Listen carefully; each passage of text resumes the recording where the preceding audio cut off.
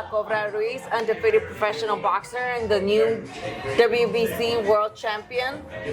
Make sure if you want to hear my stories to stay tuned, like, comment, subscribe. Let's do a little dive in. We got to start with the basics, the essentials, who you are, where you grew up, how it started, and why did you pursue boxing? Okay, well, my name is Adelaida Ruiz, also known as La Cobra. Boxing, well, it was always a part of my family growing up as I remember it. My brother started boxing at a young age. I think they were like 9 and 10. And I was maybe about 6 when I was introduced into the gym and everything. Never pursued it when I was little. I always used to say boxing was for boys, not my thing. So yeah, my brothers and my dad and my older sisters were always at boxing fights growing up. And we'll join here and there, but like I said, it wasn't my thing. I really didn't like it until I turned 12 that summer. My parents decided that they were gonna have my little sister join boxing just because to exercise, because she was getting heavy, her cholesterol got really high, and they're like, you know, she needs to diet and start exercising. So because me and her were like this, she's my little sister, you know, we're only maybe about 18 months apart. Oh yeah, like yeah, we're like this. Yeah. So I followed, you know, and we both started training, and once I got into that ring, I fell in love with the sport, and I'm like, this is my thing. Like, I loved it. I loved everything about boxing. You're like, yes. I was like, damn, you know, and the more I learned boxing and the more I learned about, once I debuted into being an amateur, nationals, tournaments here, fights here, weekends, you know, I fell in love with it, like everything about it, you know? Continue.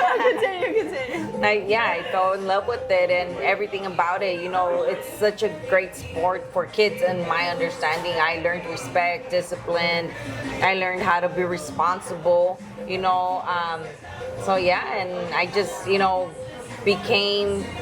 I wanted to be an Olympian back then, and you know, I wanted to grow up and be an Olympian. But back then, women boxing wasn't accepted in the Olympics. Yeah, Another one. So what I had in my shorts was Dream 2008. It was Dream 2008, and it was just because I was hopeful that the Olympics will be effective, because there was already like chismes here and there that they were considering boxing for women they were considering women's boxing in the Olympics. So that was my hopeful dream back then.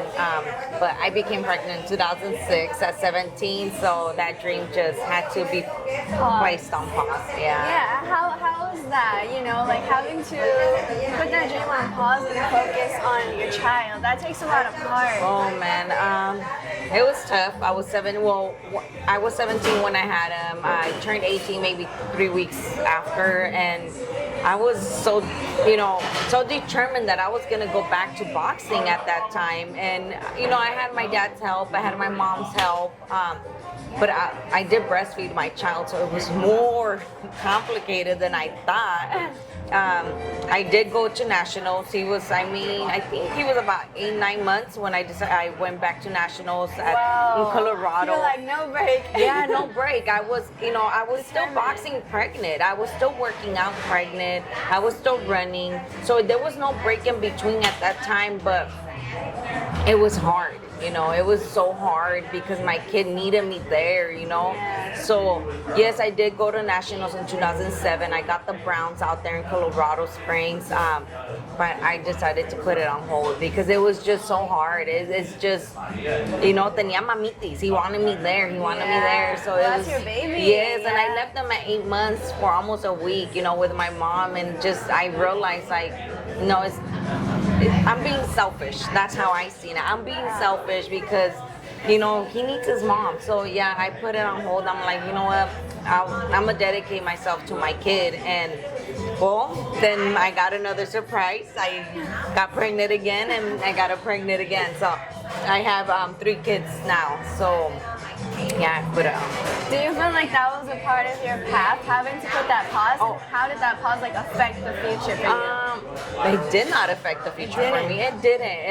My kids think they did, and I always guarantee them, like, you guys did not have, you know, you guys were a blessing to me. Like, you know, this was meant to happen. Everything happens for a reason. That I'm really big on that. Everything happens for a reason. And yes, I had them back to back to back, but after my third child, I was like, you know what? The first 5 years of a kid, I always say, is very important. It's very important. You have to be there. You know, they're looking for their mommy, you know? So I was like, after Jordan turns 5, I will return back to boxing. Maybe not to go to the Olympics, but to turn professional and become a world champion. Yeah. Yeah, so I was 27 by then. So, you know, when I did go back to boxing, people would tell me, oh, you're too old. Cobra, you should have been a champion by now, because I was very known here at Southern California, and especially in Los Angeles area, because I was Cobra. Like, You were it. Yes, I was it. You it was still like, are. yeah.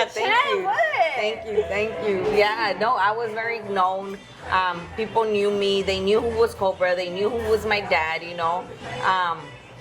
But I feel that my kids helped me grow, you know, helped me become the person I am now, you know, because I wasn't this person when I was 18, when I was 19, when I was 20, you know. They helped me humble myself a little bit more and become the person I am, and think about others and not be selfish, you know, because I was daddy's girl. Well, I am still daddy's girl, you know, and it was just me. Yeah. How did that feel at that moment when you did find out you're pregnant and you were just full throttle pursuing your dreams? Oh man. What thoughts crossed your mind? Many don't know, but my first kid, he was no accident. I was a 17-year-old in love. So we're like, you know, my dad didn't like their father. And, you know, he was like, Delilah, you know, like, you could have the kid and then go back to boxing after that. But this kid, you know, is going to keep us together forever. And I'm like, you know what? Yeah, let's do it. So, yeah, my kid wasn't an accident. We kind of purposely kind of did it. What was your question? I forgot. Like, what thoughts? Oh, went through okay. your head? So when I knew I was pregnant, I was happy. We were happy. But it broke my heart to see the way I broke my father's heart. That broke me. It broke me that my dad didn't spoke to me for 6 months, and even till now, like, it hurts still me hurts? because it was hard to see him sad. You know, it was really hard, and he's like, damn, you know, he thought my life was over. Like, damn, you're just a child, you know, having another child. My baby's having a baby. So my dad didn't speak to me for like 6 months, and that broke me. I was just like, damn, damn, you know, like, fuck, like, it hurt me a lot. It still hurts me because I'm daddy's girl, you know, and he expected so much from me, and it was, you know, he thought I had it. Like, kids get advice from people all the time, like, don't do this, don't do that, don't do drugs, you know, listen to your parents, focus on school. And I had that throughout my career. Like, I had people behind me supporting me in my amateur career and my dreams, and like I said, I just thought about me at that time, you know, like, I just thought about me. And I feel like I broke a lot of people's hearts, a lot of people, you know, and I just felt like coming back into boxing, you know, I'm telling my dad, look, you know, like, I did it, you know, like, I did it. And I did it for me because I did have a dream to become a world champion, but I did it for my father so he could see, like, I still did it, Dad, you know, here it is. To all the people that supported me through my amateur career, like, I did it, guys. Like, you guys supported me, you know, and you guys knew I was gonna become something in boxing, and I did it. Like, here you guys go, you know, like, I've never forgotten the people that was behind me in my amateur career. I haven't. I see them around, you know, and I haven't. And for the people that thought it was too late for me to do something at 27 years old because I was a single mom with 3 kids, hey, I did it, you know? Good job. Yeah. Girl, you gotta Sorry. put a pause. The makeup. Yeah, the makeup. Well, I'm so happy for you. I'm Yeah. happy that your kids honestly were your motivation, and they really shaped you into the champ you are today. Although your dad had a huge part of it, it also had to do with your kids because you were all there, and as well as always in the gym. So that multitasking, what was that like having to balance being a mom, being a daughter, being a professional boxer, following your dreams? There's no time, is there? There's no time, and honestly, like it's so hard. It's so hard. People tell me you make it seem so easy, but no, it's hard. And sometimes I accumulate, and then sometimes I burst. You know, I'm only human, Yeah. and it's like, how am I juggling everything? You know, Exactly. and the ones that see it are my kids or my dad. You know, and those I love them so much, but they're the ones that get it the most. Pobrecitos, you know. But I try to juggle everything: my work, my being a mom, being a boxer. You know, trying to with my dad, trying to be a daughter, and then at the same time be at the gym, like separate coaching and athlete versus being family. You know, it's just it's a juggle. It's a lot. A lot of hats. It's a lot of hats, and it's very heavy. But How do you get through that, like mentally, emotionally? 'Cause you said you do burst. So yeah, how I you- do burst. I meditate a lot, and then boxing helps me. Just working out, you know. Sometimes when I do need to let it all out, I go instead of running. I'll go walk, and you know, just by myself, and then I'll be like, "You got this. You got this. This is only temporary. This is not for life, you know." That's true. So I'm like, "You'll get there, Delilah. You'll get there." That's You know, I true. have to talk myself out. I mean, we are our only enemies and our only Oh, yeah. supporters, you know? Yes. So we always gotta keep that confidence in us. But that's so true. A lot of things that are the best in the world do take time. Oh yes, I mean, you trained hard for this one right yes, here. I did. I did. And I had to prove myself a lot too, you know. It proved to everybody that, you know, we could do it too. Not just me, but as a woman boxer, because in boxing it's just like men boxers are here, female boxers are down here, and it's just like we have to prove ourselves, you know, like to try to get to the top. And it's unfair. So it's double the pressure that we guys get. Exactly, because they're always just like, you're just a girl, why are you fighting? This is a man's game. This is a Yes, man's and fight." not only that, it's like there's a lot of pressure boxing, and yes, and we have to look pretty as well. And then all this social media, like you don't got followers, hey, you know, like it's tough. It's tough. That's so It's tough. annoying. It is And then annoying. even the pay. Speak about that. Yeah. How do you feel as a professional female boxer, understanding the pay difference between women and men? Like you said, I feel like everything takes time. But yes, it's unfair how they pay us a little bit less, and I get it. I understand. You know, money needs to make sense for the promoters, but there's where the supporters come in. You know, if Canelo's fights gets full, why can a female get, you know, a world champion female fighter that has all 5 belts? Why can't they get those tickets and get that arena full so the promoters can see, hey, you know, they're doing it too. We do an all-female card, and it's like, nobody's there. Why? ¿Por qué? Why are you guys not supporting it? You know, we train the same, we bleed the same. I mean, what's going on, you know? It's just unfair, very unfair. And not so long ago, Serrano and Taylor fought, and they were like, "Oh, the first female boxer is making $1 million." And yes, it sounds like a lot, but how much does Canelo make? How much, you know? And people's like, "Oh, well, how are you trying to compare it?" But it's like, they're world champions. They have all the belts too. They work just as hard. They work just as hard. Well, that's so unfair because they're not really looking out for the athlete. It's all about the numbers, the statistics, the audience. And I get it. As a business person, I get it. It needs to make sense. But like I said, it's the supporters. You know? I think if the support was just to be there and people would just support female boxing, we could do it all together. It's just like a little circle, you know? Like, What was it like winning this belt, girl? oh my goodness. I'm so hard on myself. Like, I'm so happy, you know? Yeah. Like, I did this for my dad, and I am proud of myself. I am.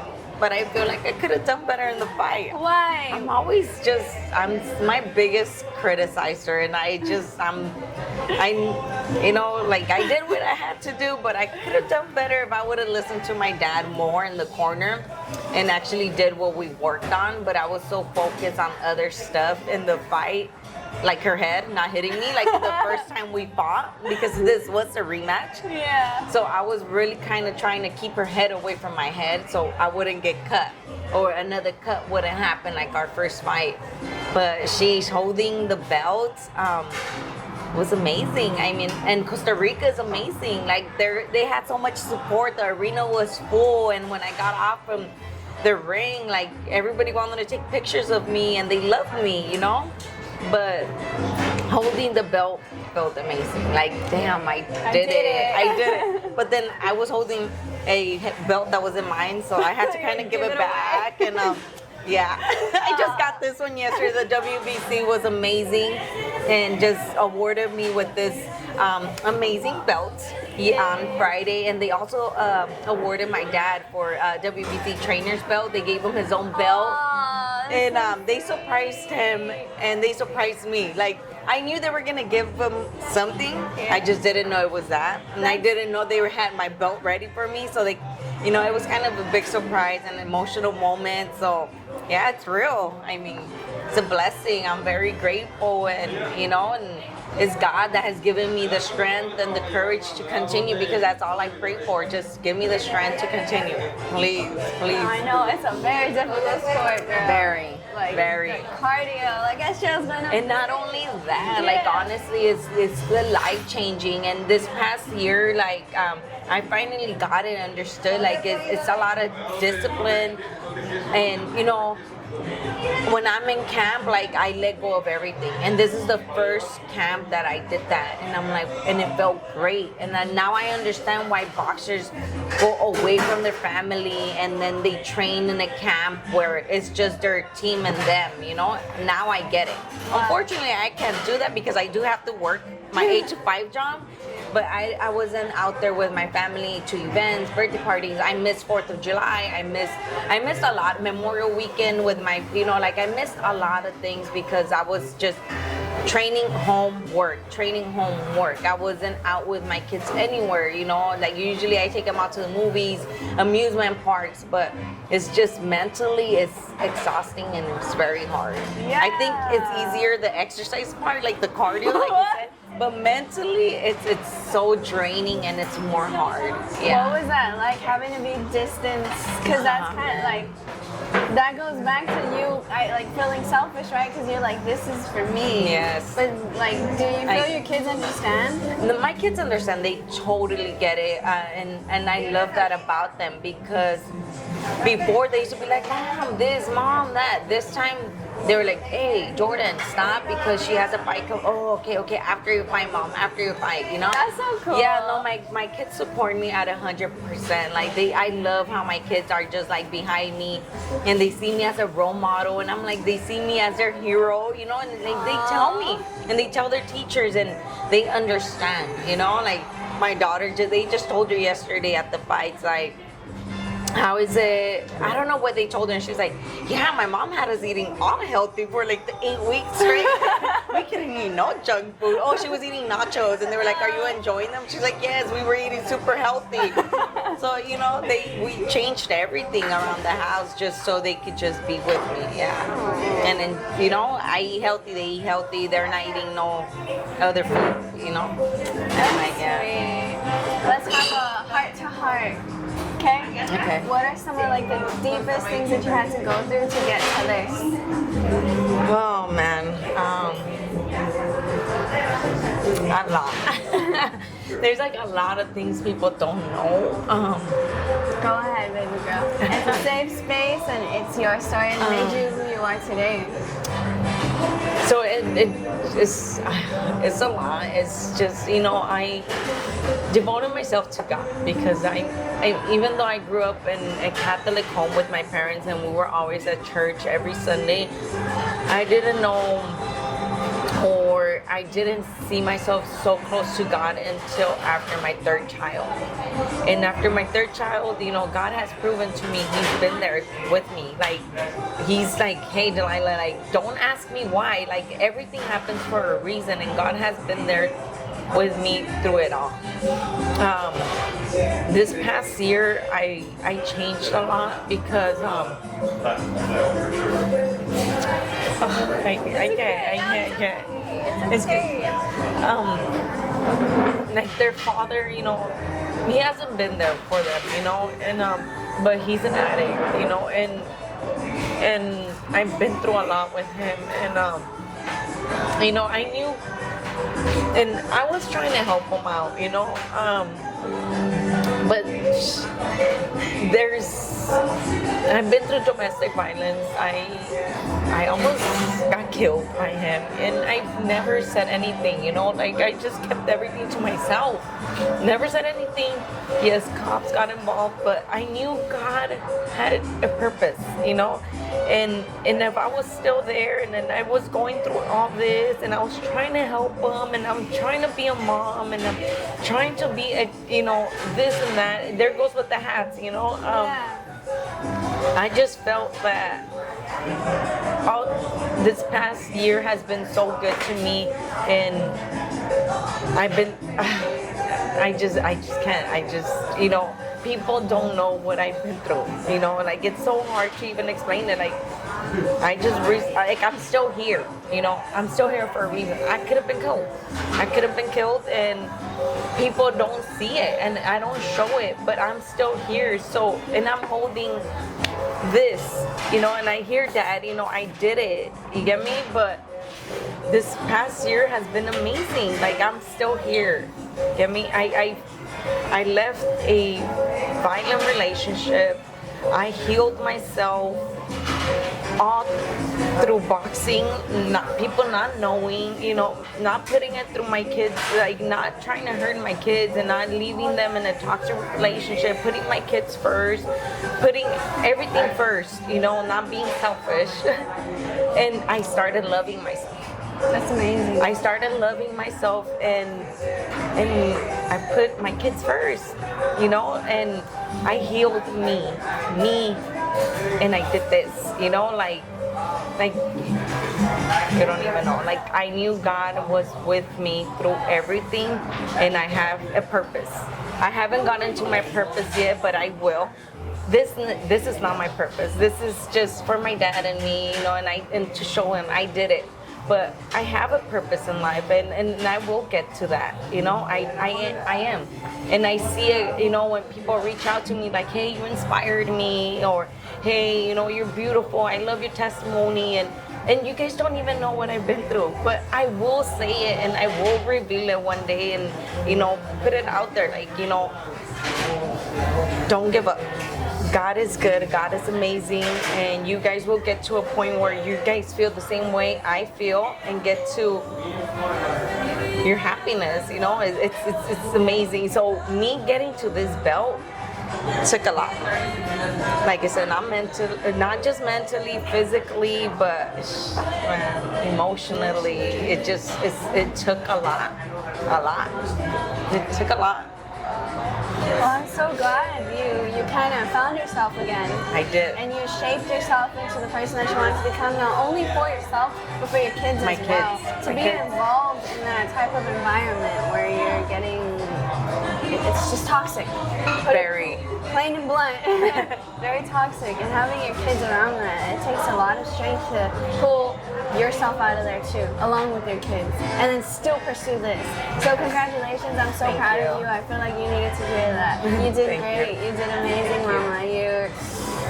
I'm proud. Thank you. And you know what? I'm proud of myself too. I'm just very big on drug awareness, and even though I don't put it out there, like I am, and I'm constantly telling kids, and when you hear me talk to a kid, I'm always talking about no to drugs, get in school, you know, believe in yourself. Like that's important. It really is. It's important. Especially since nowadays, like going back to social media, a lot of kids associate themselves with that. So if they see, oh, that rapper is smoking that music video, or they're doing drugs, or sex, drugs, alcohol, it's always sex, drugs, alcohol, and they see that, so they grow up and they're like, oh, that's cool, I'm gonna do that. Yeah, because that looks cool. Exactly. And then next thing you know, somebody ODs. Like, it's very common in that that's how sad. Yes. The sad reality is because my sister, Downey High School, they say it's one of the most elite, most safest, most good schools, right? Tell me why she comes home telling us a story how a girl in front of her passed out because she OD'd and she wasn't waking up. So they had to hospitalize her, and it was an emergency. Exactly. Exactly, and I constantly tell my children, constantly remind them every day, you know, I love you guys, you know, you guys know better, please don't take anything, please don't do this, please don't do that. And it's hard, you know, it's really hard because social media and school, it's just, oh my God, just crazy. So, out to drugs, please. Really, they should really, it comes to the point where we should really have some sort of class or program that, because we have health class, right? But some sort of education, because in school I feel like they don't teach you the essentials to life. They just throw you out there and like, okay, do it. And it's like, wait, I only know how to do stats. Like, how to do know this? But even if I think even if they had a teacher or a class telling them and teaching them, I just feel like it's not enough, honestly. They need a reminder, and they need their parents to remind them and actually pay attention, because again, social media. So you'll go somewhere, you're eating, and the parents are on social media themselves. On their phone. Like, they don't pay attention. Exactly, and it comes down to their parents telling their children. I don't, you know, constantly reminding them, no, okay, no. I know it's gonna be annoying, but no every day. It's very important. It's very important, and they're gonna get it, but they just need to hear it all the time. I tell my kids all the time, like, we're driving and it's sad to see like the homeless and everything, but there's not even that veterans out there no more. It's young kids, homeless people. Oh my God. You know, so I tell my kids, look, where's their friends at? Why is that person alone? You think he was alone when he decided to take the first pill, the first hit? And I'm very off topic. No, it's fine. I'm very blunt with my kids since they were little. I've never sugarcoated anything to them. That's great. Never sugarcoat anything. So I'm like, you know how that person got there? They were following the first high, and that high's never gonna come back.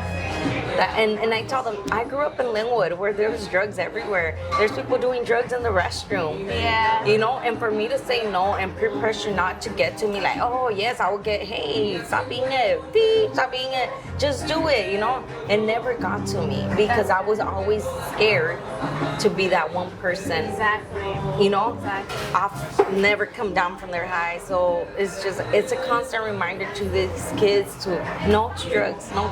I lost somebody to drugs, and you know, that was my high school sweetheart, and it's sad, you know, because that person wasn't like that, you know. It's not the same no more, and I don't blame them. You know, I tried my best to be there for that person, and my kids lost it to that person, so it's like no to drugs. He's alive, but many kids are not, and it's just getting worse out there. So no to drugs, like, it's no to drugs, please. And the scarier thing about it is now they're disguising these as like things that kids like. So the fentanyl now looks like little sweet tarts. So they're all colorful. Or like I heard cereals now, and like people putting it in the dollar bills and just leaving, like, that's scary. Like, you can't trust. You can't even walk out anymore feeling like, oh, I'm gonna go hang out or whatever. Yeah. No, because you have to always be cautious. And that's what I tell my daughter, because she's like, Mom, I'm not done. I'm not gonna do anything. It's not about that, Joanna. It's because it's everywhere now. It's everywhere. I don't know where they want to get to with this, but it's everywhere now. So you can. That's right. You can't do anything no more. It's crazy. Wow. We got like really, really deep. Okay, so now it's gonna be what's it like to be an adult? Oh, I don't like it. I wish I could go back to 14 years old. That's my age, 14. Being a kid with no responsibilities, you know. Adulthood is something. It's something. It's making sure, you know, everybody's good and providing, you know, making sure that not just an adult, but, you know, being a mom, you know, just making sure they're taken care of, and, you know, becoming an adult is responsibility. It's just not you know, it's being responsible for everything, including out there in the world, you know, like I told my kids, you guys can't just think, oh, I'm gonna get a car and I'm gonna drive super fast. Like, no, you gotta be responsible and think about other people. Like, you're being selfish if you wanna go ahead and be reckless driving out there, you know. Adulthood is much more than people think. It's actually becoming adult and responsible and just, you know. It's a whole package. It's a whole package. You just gotta be responsible with everything you do. Yeah, you can drink, but you gotta be responsible. Yeah, you can be out there in the streets at 1 a.m. You gotta still be responsible. It's just responsibility. It's a lot of. There's a consequence to each and every action. That's what something my mom has always told me since I was little. Every action, Has a good or bad, has a consequence. No matter if it's good or bad, there's a consequence to everything. Jeez, I mean that's a good mom right there. Oh yeah, my mommy, yes. She's like over here on the spot. I'm a daddy's girl. I'm a daddy's girl. And then we can a message to the youth. No to drugs, like I said, no to drugs, and believe there's more out there, and you guys will get to where you guys want to be, but patience. Don't try to go from 1 to 100 in 1.2 seconds. Like, no, you guys have to work, and it feels better when you work for it. There's nothing easy in life. You have to work for it, and you will get there. Just be patient and be smart and responsible with your choices, and every action has a consequence. So just believe, just, you know, like, not like, don't do it like me, but, you know, put your pros and your cons. What if I do this? What if I don't do this? You know, what's the better choice? And just not to drugs again, please. Not to drugs. Not to drugs. A message to hustlers following their dreams. Believe in yourself. And again, be patient, but believe in yourself. Everything's possible. Just working hard, you know, working hard for what you want, and believing in what you have and your purpose, and you will get there. And now the no's and no's. So what are the must no's and the absolute like no no's when it comes to pursuing a boxing career? No drinking. No drinking. No partying. No partying. No smoking. No smoking. And, you know, just eating right. So, like, no junk food. Like, I know you could have your junk here, there, and there, but there's healthy, good junk that you could eat. So staying clean, you know, keeping your body, stop going up and down in weight and making your body suffer, you know, because that goes back again to your mental, you know, it messes with your moods, and it messes with everything. So just staying clean in general. Yeah. What you consume. That's Yeah. crazy. I never really thought about that. That's true. You go to like Jack in the Box, you come home and you eat it and you're like all sluggish. Yes, and it just feels horrible. And like, again, it's back to my whole year. Like, now I see it, you know, I eat something and it's like, ugh, there's good junk healthy that you can eat. Yummy stuff, and it's clean. So just, yeah. Well, that's a good note. And then a message just to people who want to pursue the same career. Again, believe in yourself, work hard for your dreams, even if it's not boxing, you know, anything is possible, and everything happens for a reason. And don't think bad things are happening because you're having a bad life. You know, we all have our bad days, you know, and it's not the end of the world. Try to get that bad thing that happened to you as bad, turn it into good, you know.